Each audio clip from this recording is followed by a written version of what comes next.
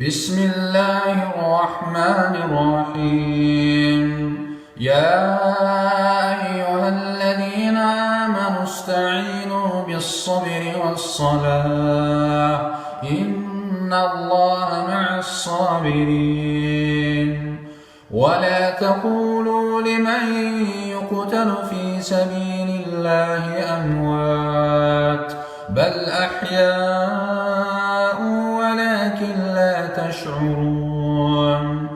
ولنبلونكم بشيء من الخوف والجوع ونقص من الأموال والأنفس والثمرات وبشر الصابرين الذين إذا أصابتهم مصيبة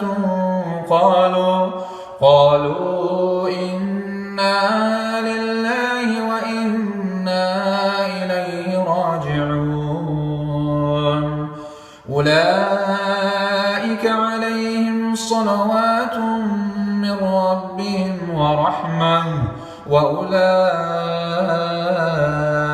هم المهتدون.